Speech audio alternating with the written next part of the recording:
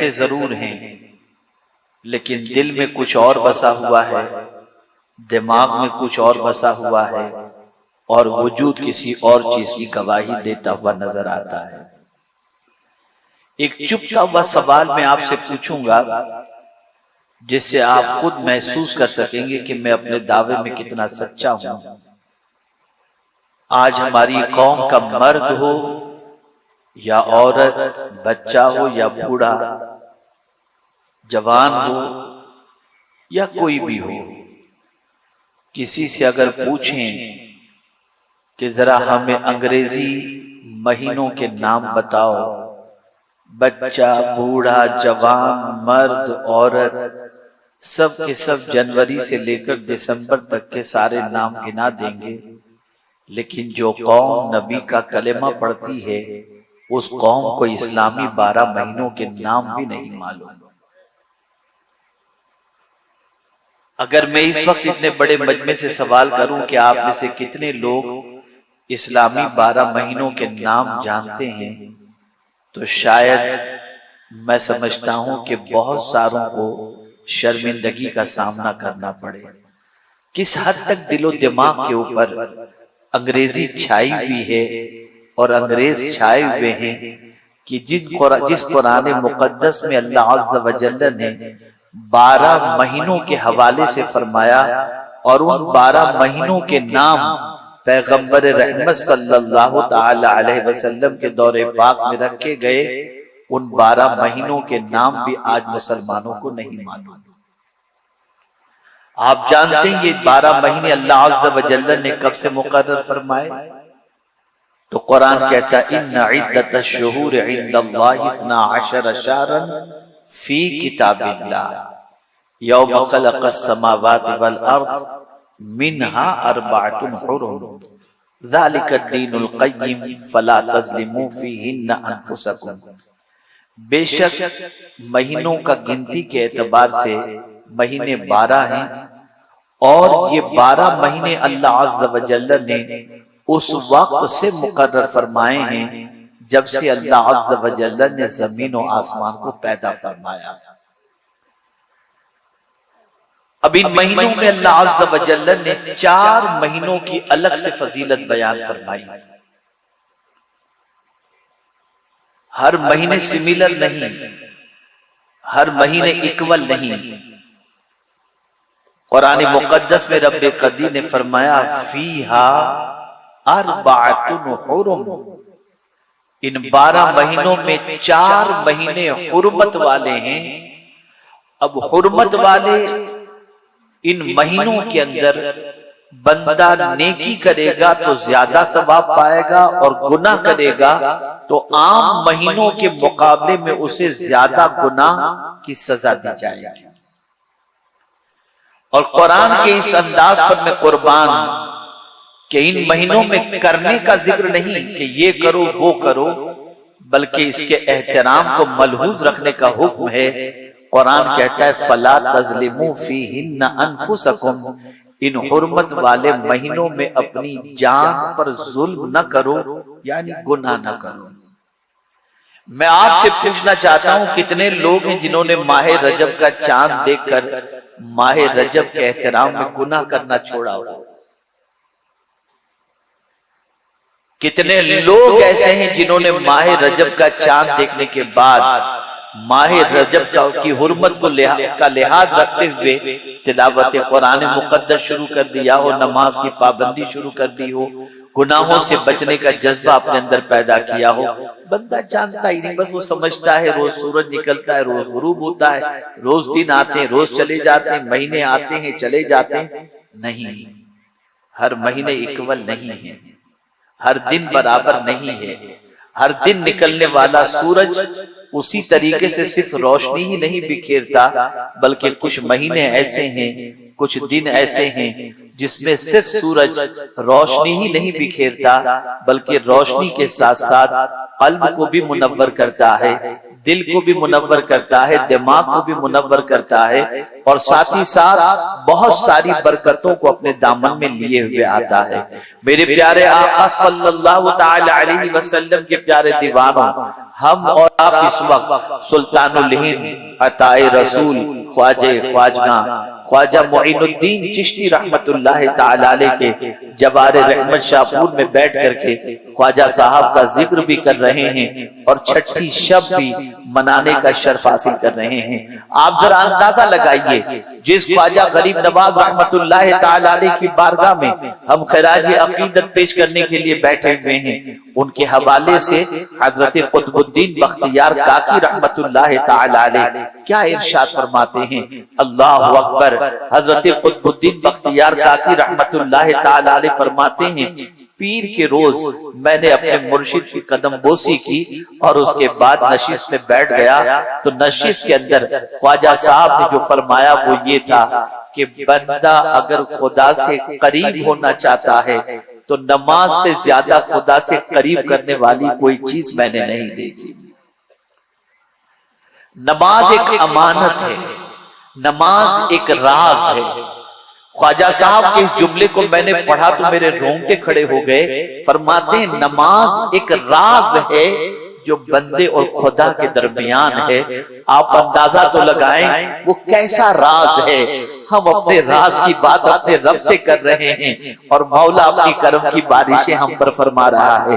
آپ مجھے بتاؤ، دنیا کے ہر بڑے سے انسان قریب ہونا چاہتا ہے، سرمایہ دار سے قریب، منسٹر سے قریب، پریزیڈنٹ سے قریب، اس سے قریب، اس سے قریب، جو سب سے بڑا ہے اس سے قریب ہونے کی انسان کوشش کرتا ہے، لیکن ہر انسان جو ہے وہ کسی بڑے سے قریب نہیں ہو سکتا، ہر انسان منسٹر سے قریب نہیں ہو سکتا، ہر انسان سرمایہ دار سے قریب نہیں ہو سکتا، ہر انسان چودھری سے قریب نہیں ہو سکتا۔ قریب ہونے کے لیے اس انسان کے اندر کوئی گر ہونا چاہیے، کوئی کمال ہونا چاہیے، کوئی خوبی ہونی چاہیے، پیسہ ہونا چاہیے، تب جا کر اسے قربت کی دولت نصیب ہوتی ہے۔ آپ نے کبھی سوچا سب سے بڑا اللہ ہے؟ اللہ اکبر۔ میرے قریب نے اپنے سے قریب کرنے کے لیے کسی اور چیز کا انتخاب نہیں فرمایا، بلکہ رب قدیر جل جلالہ نے جس چیز کا انتخاب فرمایا وہ ہے سجدہ، وہ ہے نماز۔ اللہ اکبر۔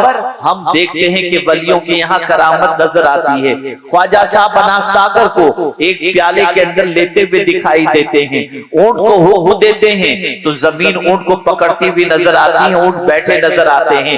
اللہ اکبر۔ یہ سنتے سناتے ہیں، لیکن یہ کمال کیسے نصیب ہوا کہ زمین بھی خواجہ کی بات مان رہی ہے؟ یہ کمال کیسے نصیب ہوا کہ انا ساگر کا پانی بھی غریب نواز کی بات مانتا ہوا نظر آتا ہے؟ ہماری بات تو ہماری اولاد نہیں سن رہی، ہماری بات تو ہمارے قریبی لوگ نہیں سن رہے، لیکن آپ اندازہ لگائیے خواجہ صاحب کی پوزیشن یہ کیسے بنی؟ تو اللہ اکبر۔ حدیث قدسی ہے، آقا کریم صلی اللہ علیہ وسلم راوی ہیں، رب قدیر ارشاد فرماتا ہے کثرت نوافل کے ذریعے بندہ مجھ سے اتنا قریب ہو جاتا ہے کہ میں اس کی آنکھ بن جاتا ہوں جس سے وہ دیکھتا ہے، میں اس کی زبان بن جاتا ہوں جس سے وہ بولتا ہے، میں اس کا کان بن جاتا ہوں جس سے وہ سنتا ہے، میں اس کا ہاتھ بن جاتا ہوں جس سے وہ پکڑتا ہے۔ پتہ چلا کثرت نوافل کی بنیاد پر بندے کو اللہ کا قرب نصیب ہوتا ہے۔ اللہ اکبر۔ خواجہ صاحب کی زندگی کا مطالعہ کریں تو آپ کو پتہ چلے گا بہت سارے مسلمانوں کو تو قرآن پڑھنا ہی نہیں آتا، قرآن کھولتے ہی نہیں ہیں، اور جنہیں قرآن پڑھنا بھی آتا ہے الا ماشاءاللہ کبھی کبھی کھل جاتا ہے، باقی قرآن کھلتا ہوا نظر نہیں آتا۔ اللہ اکبر۔ خواجہ غریب نواز کی عادت کریمہ کیا تھی؟ روزانہ 2 قرآن شریف ختم فرماتے تھے، روزانہ۔ مناقب الحبیب کے اندر موجود ہے کہ خواجہ غریب نواز رحمت اللہ تعالی علیہ روزانہ 2 قرآن شریف ختم کرتے تھے۔ اور درود شریف کا معمول یہ تھا کہ کثرت سے درود شریف پڑھتے اور درود شریف پڑھتے وقت چہرہ جو ہے جھکا لیا کرتے، سینے کی طرف اپنی نظر رکھا کرتے، اور درود شریف پڑھنے کے بعد، درود کے اوراد و وظائف کے بعد، درود کے ذکر کے بعد، درود شریف کی کثرت کے بعد جب خواجہ صاحب نگاہ اٹھاتے، سامنے جو کھڑا ہوتا اگر مومن ہوتا نظر گڑ جاتی، اسے اللہ کے قرب کی دولت نصیب ہو جاتی، فاسق ہوتا نظر گڑ جاتی، اللہ اسے توبہ کی توفیق عطا فرما دیتا تھا۔ اے رسول اعظم صلی اللہ علیہ وسلم کے دیوانوں، یاد رکھو سلطان الہند غریب نواز رحمت اللہ تعالی علیہ کی حیات طیبہ کو پڑھتے ہیں، ہم ان کی کرامتوں کے بارے میں جانتے ہیں، ان کے مقام و مرتبے کے بارے میں سمجھنے کی کوشش کرتے ہیں، لیکن خواجہ صاحب کا معمول یہ تھا اللہ اکبر، اور صرف یہی نہیں کہ ادھر ختم قرآن کیا اور بس ختم نہیں، بلکہ مناقب الحبیب کے اندر ہے، جیسے ہی خواجہ صاحب قرآن شریف ختم کرتے غیب سے آواز آتی، قبل تو ختم کل حبیب، میرے حبیب میں نے تیرا قرآن مقدس قبول کر لیا، تیرے قرآن مقدس کے ختم کو میں نے قبول کر لیا۔ آپ اندازہ لگائیں اے رسول اعظم صلی اللہ علیہ وسلم کے دیوانوں، اللہ کے رسول صلی اللہ علیہ وسلم کے نائب بن کر ہندوستان کی سرزمین پر آنے والے خواجہ معین الدین چشتی رحمت اللہ تعالی علیہ نے جو تعلیمات عطا فرمائیں، ان تعلیمات پر اگر آج کا مسلمان عمل پیرا ہو جائے، اس کی دنیا بھی سنور جائے گی، اس کی آخرت بھی سنور جائے گی۔ آئیے میں آپ کو بتاؤں، سلطان الہند غریب نواز رحمت اللہ تعالی علیہ فرماتے ہیں چند چیزوں کو دیکھنا عبادت ہے۔ حدیث مبارکہ سے بھی آقا کریم صلی اللہ علیہ وسلم نے فرمایا کہ چند چیزوں کو دیکھنا عبادت ہے، النظر الی الکعبۃ عبادت، النظر الی المصحف عبادت، النظر الی الوالدین عبادت، النظر فی ماء زمزم عبادت۔ اس طریقے سے آقا کریم صلی اللہ علیہ وسلم نے فرمایا۔ سلطان الہند نے جب ذکر کیا تو پہلے ماں باپ کا تذکرہ فرماتے ہیں، ماں باپ کے چہرے کو دیکھنا عبادت ہے، اور اس کے بعد حضرت قطب الدین بختیار کاکی رحمت اللہ تعالی علیہ فرماتے ہیں کہ ایک بندہ جو نہایت ہی فاسق، ایک بندہ جس کی زندگی کوئی خاص عبادت میں نہیں گزرتی تھی، لیکن اس کا انتقال ہوا، تو انتقال کے بعد غریب نواز علیہ رحمت اللہ فرماتے ہیں، غریب نواز علیہ رحمت اللہ کی نشست کے اندر جو غریب نواز نے فرمایا تھا، اس کے بارے میں حضرت قطب الدین بختیار کاکی رحمت اللہ تعالی علیہ فرماتے ہیں کہ سلطان الہند غریب نواز رحمت اللہ تعالی علیہ فرماتے ہیں اس بندے کو جب دیکھا گیا تو حاجیوں کے ساتھ نظر آ رہا ہے اور بہشت میں ٹہل رہا ہے مرنے کے بعد۔ خواجہ صاحب فرماتے ہیں اس سے پوچھنے والے نے پوچھا، اے بندے ذرا یہ تو بتا تجھے یہ مقام کیسے نصیب ہوا؟ ہمیں تو نہیں معلوم کہ تو نے حج کیا ہو، لیکن آج تیرے مرنے کے بعد حاجیوں کے ساتھ تو ٹہلتا نظر آ رہا ہے، بہشت میں گھومتا ہوا نظر آ رہا ہے، تجھے یہ مقام کیسے نصیب ہوا؟ وہ شخص کہتا ہے معاملہ دراصل یہ ہے کہ میں اپنی ماں کے قدموں کو چوما کرتا اور ماں کی خدمت میں رہا کرتا، بظاہر میری زندگی کے اندر کوئی دوسری عبادت اتنی کثرت کے ساتھ نہیں تھی، لیکن رات کو روزانہ ماں کے قدموں کو چومتا، ماں کے قدم کے پاس بیٹھ جاتا اور ماں سے گزارش کرتا، ماں میرے لیے دعا کر دے، تو میری ماں یہی دعا کرتی، اللہ تجھے حاجیوں کا ثواب عطا فرمائے اور تجھے جنت عطا فرمائے۔ میری ماں کی دعا نے میرے مرنے کے بعد حاجیوں کے ساتھ مجھے اٹھا دیا ہے اور مجھے بہشت کی دولت عطا فرمائی۔ آج کا بچہ ماں کو ستاتا ہے، آج کا بچہ ماں کو گالیاں دیتا ہے، آج کا بچہ ماں باپ کا احترام نہیں کرتا۔ آپ ذرا سوچیں میرے پیارے آقا صلی اللہ علیہ وسلم کے پیارے دیوانوں، ماں باپ کے چہرے کو محبت کے ساتھ دیکھنے پر اللہ حج مبرور کا ثواب عطا فرماتا ہے۔ حج مبرور کا ثواب، عام طور پر حج کے لیے جانے والے حج کو جاتے ہیں، لیکن کس کا حج قبول ہوا کوئی گارنٹی کے ساتھ نہیں کہہ سکتا، لیکن اگر کسی نے ایک نظر محبت کے ساتھ اپنی ماں پر ڈال دیا، اپنے باپ پر ڈال دیا، تو مدینے کے تاجدار فرماتے ہیں اللہ اسے حج مقبول کا ثواب عطا فرماتا ہے۔ نعرہ تکبیر، نعرہ رسالت، حضور امیر سنی دعوت اسلامی میرے پیارے آقا صلی اللہ تعالی علیہ وسلم کے پیارے دیوانوں، آپ ذرا سوچو تو صحیح، ماں باپ کا مرتبہ کتنا عرف والا ہے۔ حضرت بایزید بستامی رحمت اللہ تعالی علیہ سے کسی نے سوال پوچھا، قطب الدین بختیار کاکی رحمت اللہ تعالی علیہ فرماتے ہیں کہ خواجہ صاحب نشست میں یہ فرما رہے تھے کہ بایزید بستامی علیہ الرحمہ سے کسی نے پوچھا، بایزید ذرا یہ تو بتاؤ یہ مقام اللہ نے تمہیں کیسے نصیب فرمایا، اتنے بلند مقام پر تم پہنچ گئے؟ تو حضرت بایزید بستامی علیہ الرحمہ فرماتے ہیں کہ میری عمر 7 سال کی تھی، میں مدرسے میں پڑھ رہا تھا، میرے استاد پڑھا رہے تھے، اور جب پڑھاتے پڑھاتے قرآن کی اس آیت پر پہنچے وَبِالْوَالِدَيْنِ إِحْسَانًا، تو میں نے میرے استاد سے عرض کیا حضور یہ تو بتائیں یہ والدین کے ساتھ احسان کا معاملہ جو ہے یہ قرآن مقدس میں فرمایا گیا، اس سے کیا مراد ہے؟ تو استاد گرامی نے فرمایا ماں باپ کے ساتھ حسن سلوک سے پیش آنا، ان کے حقوق کو ادا کرنا۔ بایزید بستامی علیہ الرحمہ فرماتے ہیں کہ میں نے جب یہ سنا تو سننے کے بعد اپنا بستہ اٹھایا اور سیدھا گھر کی طرف چلا۔ کتنے سال کی عمر ہے بایزید بستامی علیہ الرحمہ کی؟ 7 سال کی عمر ہے، ننھے سے بچے ہیں۔ 7 سال کی عمر کا آپ اندازہ لگائیے، آج بچے بہت سارے ہیں، ان بچوں کو آپ یہ سب باتیں بتائیے تو سمجھ میں نہیں آئے گا، لیکن بایزید بستامی فرماتے ہیں کہ میں نے جب استاد سے یہ سنا فوراً اٹھا، گھر پہنچا، ماں کے پاس پہنچا، ماں کے پیر دبانے شروع کیا۔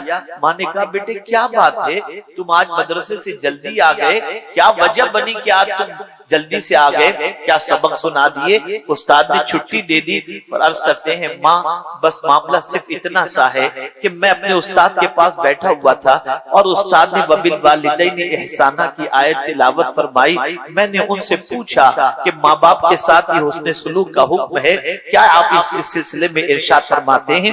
انہوں نے فرمایا ماں باپ کا حق ادا کرو، اور یہ بھی فرمایا جو ماں باپ کا حق ادا نہیں کرتا وہ اللہ کا حق کیسے ادا کرے گا؟ تو ماں باپ کے ساتھ اچھا سلوک کرنا چاہیے، ماں باپ کے ساتھ حسن سلوک سے پیش آنا چاہیے۔ تو میں نے سوچا چلوں میں پہلے ماں باپ کے حق کو تو ادا کروں، تو میں حاضر ہوا اور ماں میں آپ کی خدمت میں لگ گیا۔ ماں نے سنا اللہ اکبر۔ اب دیکھیے مقام کیسے ملتا ہے اور مرتبہ کیسے ملتا ہے۔ حضرت بایزید بستامی علیہ الرحمہ فرماتے ہیں کہ میں درسگاہ سے اٹھ کر کے گھر کی طرف آیا تھا، ماں کی خدمت میں لگ گیا، ماں کے پوچھنے پر میں نے جواب دیا۔ کچھ دیر میری ماں نے غور کیا اور اس کے بعد وضو کرتی ہے، مصلی بچھاتی ہے، 2 رکعت نماز ادا کرتی ہے، اور نماز ادا کرنے کے بعد اٹھتی ہے، میرا ہاتھ پکڑتی ہے